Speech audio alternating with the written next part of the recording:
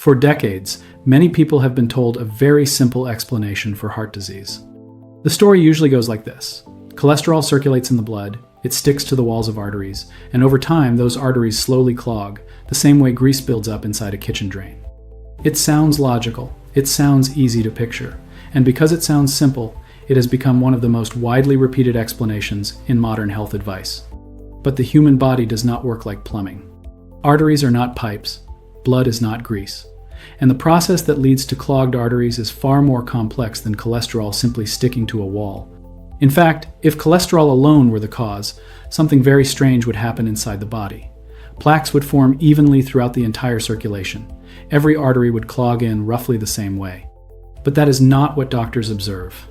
Plaques tend to appear in very specific places. Certain sections of arteries develop them, while others remain relatively clean for decades. This pattern tells physicians that something else is happening first, something that changes the biology of the artery wall itself. My name is Dr. Warren Hung, and on this channel we look carefully at how the body actually works, so you can better understand the processes that shape long-term health. If you care about understanding the science behind everyday health decisions and how the body protects itself over time, consider subscribing. Here we focus on clear explanations grounded in physiology and clinical research. Now, back to this common belief about clogged arteries. The idea that cholesterol simply accumulates inside blood vessels has been repeated so often that it feels almost unquestionable. Many patients arrive in clinic convinced that their cholesterol number alone determines whether their arteries are healthy or not. Some even imagine cholesterol circulating through the bloodstream, like particles of fat floating in cooking oil, slowly coating the inside of arteries year after year. But biology rarely behaves that way. Cholesterol is not just a harmful substance drifting through the body. It is actually an essential molecule. Every cell in the body needs cholesterol to build its outer membrane. The brain contains large amounts of it. Hormones such as estrogen, testosterone, and cortisol are all made using cholesterol as a raw material. Without cholesterol, human life would not exist. So if this molecule is so essential, the question becomes more interesting. Why does it sometimes appear inside arterial plaques? This question puzzled researchers for many decades. When doctors began examining arteries under microscopes in the early 20th century, they saw fatty deposits embedded in the arterial wall. Cholesterol was present in these deposits, so it was natural to assume cholesterol itself was the original cause. But later research started to reveal a different sequence of events. Arterial plaques do not usually begin with cholesterol floating through the blood and randomly attaching to vessel walls. Instead, something happens to the artery wall first. A subtle form of biological stress begins to affect the delicate layer of cells that lines every blood vessel. This thin cellular layer is called the endothelium. The endothelium acts like a living protective barrier. It regulates blood flow. It controls inflammation. It signals when the vessel should widen or tighten. It also helps keep substances in the blood moving smoothly through the circulation. When the endothelium is healthy, the artery functions almost like a self-maintaining surface. Blood flows across it thousands of times every day without sticking or damaging the vessel. But when the endothelium becomes injured or irritated, the behavior of the artery begins to change. The surface becomes slightly more permeable, immune cells begin to gather, inflammatory signals start to appear in the tissue. And once that process begins, substances circulating in the blood, including cholesterol particles, can become trapped inside the artery wall. In other words, cholesterol often becomes part of the plaque after the damage process has already started, not before. Understanding that sequence changes the entire picture of how arterial disease develops. It explains why plaques appear in specific locations. It explains why people with similar cholesterol levels can have very different levels of heart disease. And it explains why doctors now focus not only on cholesterol itself, but also on the overall health of the arterial wall. Researchers studying cardiovascular disease have spent decades trying to understand what causes this early injury to the endothelium. Large, long-term studies, including the Framingham Heart Study, began identifying patterns that help explain why certain individuals develop arterial plaques while others do not. Those patterns reveal that the story of clogged arteries is not about a single molecule slowly blocking a pipe. It is about how the artery wall responds to years of biological stress. And once you understand how arteries actually function, the entire process starts to make much more sense. But before we can understand what goes wrong, we first need to look carefully at how a healthy artery is supposed to work. Before we talk about why arteries become clogged, it helps to understand how a healthy artery behaves under normal conditions. Most people imagine arteries as hollow tubes that simply carry blood from the heart to the rest of the body.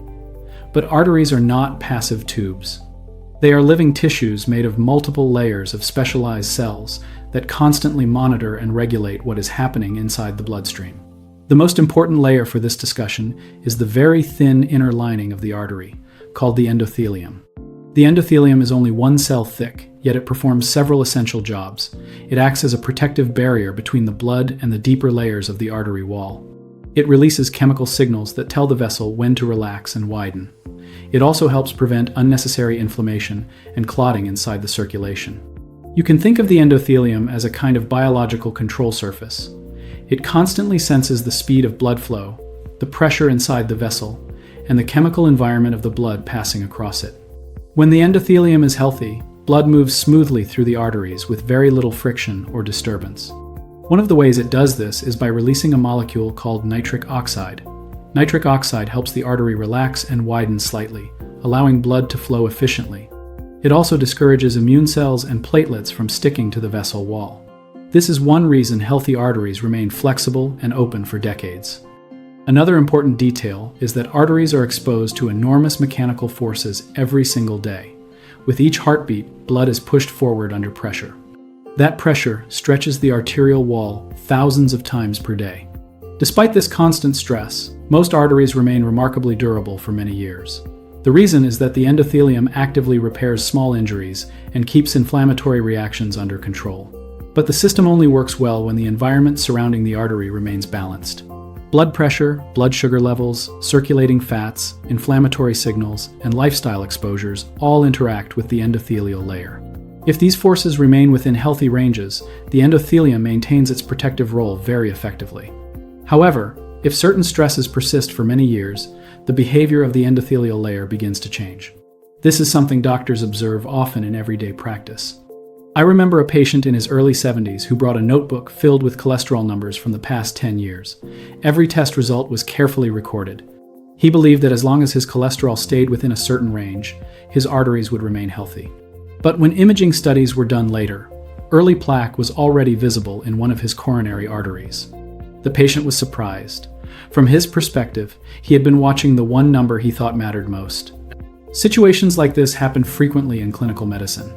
Many people focus on a single measurement, usually cholesterol, while the underlying health of the artery wall receives much less attention. What this illustrates is an important principle. Arteries respond to the overall biological environment of the body, not just to one substance circulating in the blood. When the endothelial layer remains stable, cholesterol particles move through the bloodstream without becoming trapped in the artery wall. They are transported to tissues that need them, and excess amounts are carried away through metabolic pathways in the liver. But if the endothelial layer becomes irritated or injured, its protective behavior begins to change. Small gaps can form between cells. The surface becomes more reactive to immune signals. Certain particles in the bloodstream can begin slipping into the deeper layers of the artery. At first, these changes are microscopic. They cannot be felt. They do not cause symptoms. Blood continues to circulate normally. Yet under the surface, the biology of the artery is slowly shifting. Researchers studying vascular biology have shown that these early endothelial changes often appear years before a plaque becomes visible on imaging. Studies using ultrasound and advanced scanning techniques have documented subtle thickening of the arterial wall long before patients develop chest pain or other cardiovascular symptoms. Large population studies such as NHANES, National Health and Nutrition Examination Survey, and the Framingham Heart Study have helped researchers understand how these early vascular changes correlate with long-term risk. Factors like hypertension, smoking exposure, and metabolic disease. These findings reinforce an important idea. Arteries are not clogged suddenly. The process usually unfolds slowly over decades. The early stages involve changes in cellular signaling, inflammation, and repair mechanisms inside the artery wall. Cholesterol becomes involved later in the process, once the environment inside the vessel has already been altered. This is why understanding the health of the endothelium is so important. It is the layer that determines whether the artery remains a smooth, protective surface, or whether it begins the long process that eventually leads to plaque formation. And once that protective layer begins to malfunction, the entire behavior of the artery starts to shift. And that brings us to the most important turning point in the entire process. The moment when the artery wall itself becomes injured and inflammation begins to take hold.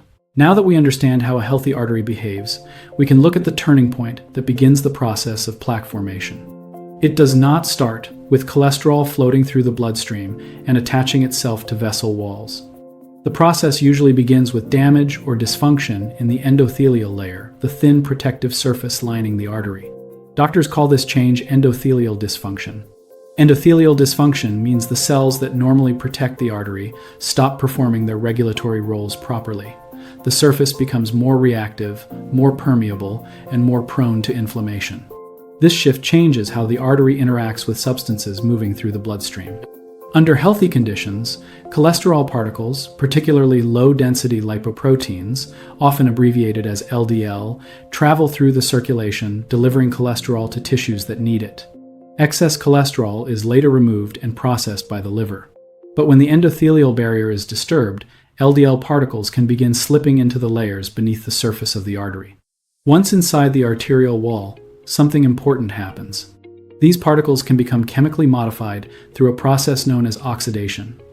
Oxidation means the molecule reacts with oxygen in a way that changes its structure. When LDL becomes oxidized, the immune system begins to treat it as a foreign substance. The body's immune response then becomes involved. Specialized immune cells, called macrophages, migrate into the artery wall. Macrophages normally help the body remove debris and damaged material from tissues. When they encounter oxidized LDL particles, they attempt to absorb and remove them. But when large amounts of these particles accumulate in one location, the macrophages become overloaded. They fill with lipid droplets and transform into what pathologists call foam cells, immune cells, swollen with fat molecules. These foam cells begin to cluster together within the arterial wall. Over time, they form the earliest visible stage of plaque development, known as a fatty streak.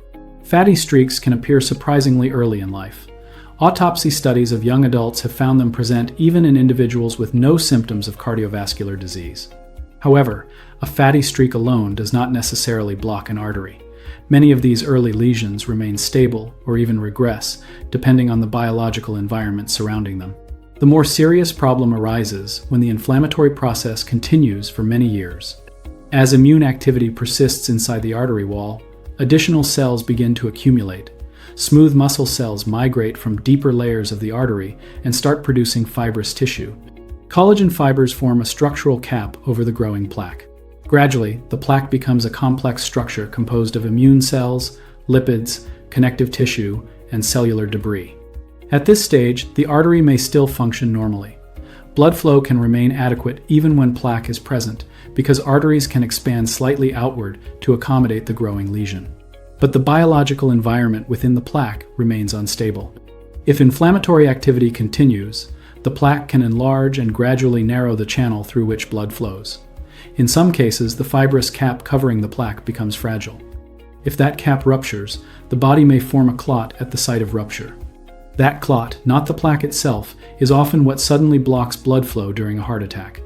This sequence of events has been studied extensively over the past several decades. One of the most influential long-term investigations, the Framingham Heart Study, began in 1948 and followed thousands of individuals across multiple generations. Its findings helped identify the major biological factors that contribute to cardiovascular disease. More recent imaging studies and pathology research have confirmed that inflammation within the arterial wall is a central feature of plaque development.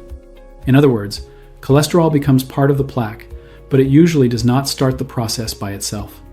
The process begins when the artery wall becomes stressed, irritated, or injured. Once the protective behavior of the endothelium is disrupted, the immune system begins reacting to changes inside the vessel. Over time, that reaction can transform the inner lining of the artery. Understanding this sequence is important because it explains why two people with similar cholesterol levels can experience very different outcomes. One individual may maintain healthy endothelial function for many years, while another develops chronic inflammation within the arterial wall. In the second situation, the environment becomes much more favorable for plaque formation. Researchers now understand that cardiovascular disease is not just a problem of lipid levels. It is a disease involving vascular biology, immune responses, and long-term metabolic stress. That is why modern cardiology focuses not only on cholesterol management, but also on protecting the health of the arterial wall itself. And when we examine the factors that damage the endothelium over time, a clearer picture begins to emerge. Yet, the most important question remains: what are the everyday forces that slowly injure arteries over years and eventually start this entire chain reaction? Now that we understand how plaque formation begins, the next question becomes clearer. What causes the endothelial layer to lose its protective function in the first place? In most cases, the answer is not a single event. Arterial injury usually develops through long-term biological stress that slowly alters how the vessel wall behaves. Several forces inside the body can place repeated stress on the endothelium. Over time, these stresses weaken the ability of the artery to regulate inflammation and maintain a smooth internal surface. One of the most powerful of these forces is high blood pressure, also called hypertension. Every heartbeat pushes blood through the arteries under pressure. When blood pressure remains within a healthy range, the artery wall tolerates this force very well. The endothelium senses the pressure and adjusts vessel diameter using signals such as nitric oxide. But when blood pressure remains elevated for many years, the constant mechanical force begins to strain the endothelial cells. Imagine bending a thin metal wire once or twice. Nothing happens. But if you bend it thousands of times, small structural changes eventually appear. A similar process happens inside blood vessels exposed to long-term hypertension. Microscopic injuries can develop in the endothelial layer. These injuries are not large enough to cause symptoms, but they can trigger inflammatory signals inside the artery wall. Once inflammation begins, the biological environment of the vessel slowly changes. Large population studies have consistently shown how strongly hypertension is linked to cardiovascular disease. Data from the Framingham Heart Study demonstrated that individuals with sustained high blood pressure had a significantly higher risk of developing coronary artery disease compared with those whose blood pressure remained within normal ranges. Another important factor affecting endothelial health is insulin resistance, a metabolic condition closely related to type 2 diabetes. Insulin normally helps cells absorb glucose from the bloodstream for energy. When tissues become resistant to insulin signals, the body compensates by producing higher levels of the hormone. Over time, this metabolic imbalance can disrupt several protective mechanisms inside the vascular system. Elevated blood sugar levels can damage endothelial cells directly. At the same time, insulin resistance often increases inflammatory signaling and alters lipid metabolism, both of which contribute to stress within the artery wall. Studies using data from NHANES have shown that individuals with diabetes face a substantially higher risk of developing cardiovascular disease compared with those without metabolic disorders. A third powerful contributor to endothelial injury is smoking exposure. Cigarette smoke contains thousands of chemical compounds, many of which interfere with vascular signaling pathways.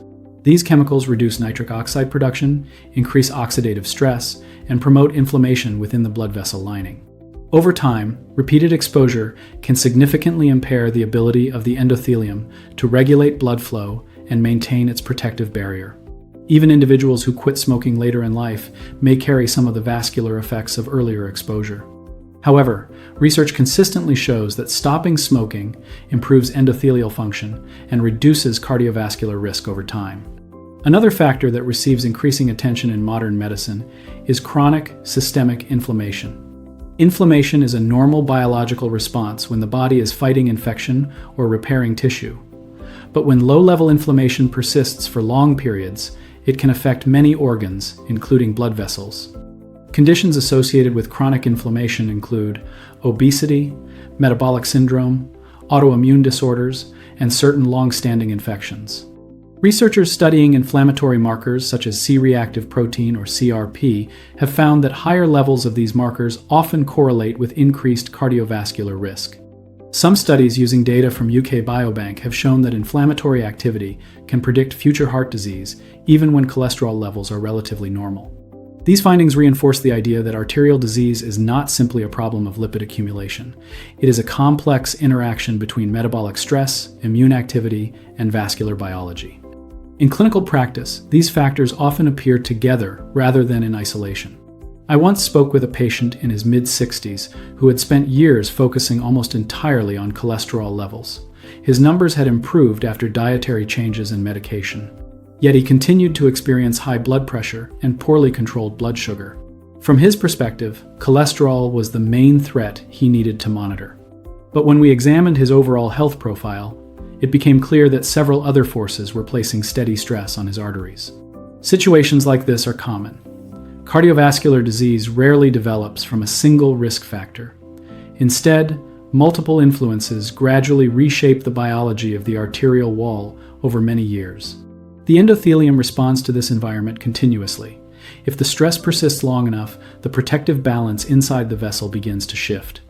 Inflammatory signals increase. Immune cells become more active. Cholesterol particles circulating in the bloodstream are more likely to enter the vessel wall and become trapped within developing plaques. At this stage, the process may still progress slowly. Arteries can remain functional for decades, even as plaques develop gradually inside the wall. But once these biological forces have been acting on the artery for many years, the risk of plaque growth and instability increases. This is why modern cardiovascular prevention focuses on the entire metabolic and vascular environment, not just a single number on a blood test. And understanding how slowly this process develops reveals something important about the timeline of arterial disease. Yet to truly understand how plaques influence health, we need to look at how they evolve over decades and why many remain silent for so long. One of the most important things to understand about clogged arteries is how slowly the process usually develops. For many people, the first stages of plaque formation begin years, sometimes decades, before any symptoms appear. The body can compensate for early changes inside the artery wall, which is why cardiovascular disease often progresses quietly for a long time. To understand why this happens, we need to look at how arteries respond as plaque gradually forms. When a plaque begins to grow inside the arterial wall, the vessel does something remarkable. Instead of immediately narrowing the channel where blood flows, the artery often expands outward. Doctors sometimes refer to this as positive remodeling. The artery wall slowly stretches to accommodate the developing plaque, allowing blood flow to remain relatively normal even as the plaque grows inside the vessel. Because of this adaptation, many plaques do not cause noticeable symptoms in the early stages. Blood continues circulating. The heart receives oxygen. The individual feels completely normal. But beneath the surface, the biological environment within the artery continues to evolve. As immune cells, lipids, and connective tissue accumulate, the plaque gradually becomes more complex. Some plaques develop a thick, fibrous cap that helps stabilize the structure. Others remain more vulnerable to inflammatory activity. Research using advanced imaging techniques has shown that plaques vary widely in their behavior. Some remain stable for many years without causing major problems. Others become unstable and more prone to rupture. This difference between stable and unstable plaques is critical. A stable plaque has a thick protective layer of fibrous tissue covering the lipid core. This cap reduces the likelihood that the plaque will rupture and trigger clot formation. An unstable plaque, on the other hand, may have a thinner fibrous cap and a more active inflammatory environment inside the artery wall. If that cap breaks, platelets in the bloodstream rapidly form a clot at the site of injury. It is often this sudden clot, not the gradual plaque itself, that blocks blood flow during a heart attack. Studies investigating plaque behavior have helped researchers understand this process more clearly. For example, long-term follow-up from the Framingham Heart Study and imaging studies of coronary arteries have shown that many cardiovascular events occur when previously silent plaques suddenly rupture. This explains why someone can feel healthy for years and then experience a sudden cardiac event. The underlying biological changes may have been developing slowly for decades.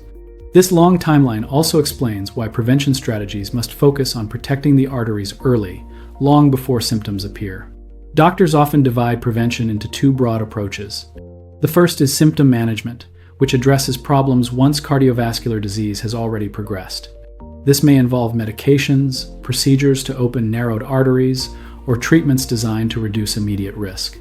The second approach focuses on regulating the biological environment that shapes arterial health over time.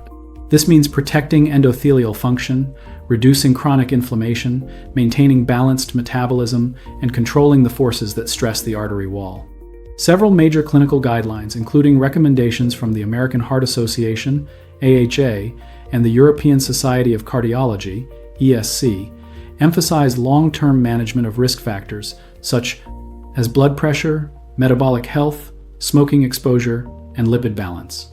These recommendations are based on decades of research showing that small improvements in vascular health accumulate over time. When the environment surrounding the arteries improves, several beneficial changes can occur. Inflammatory signaling inside plaques may decrease.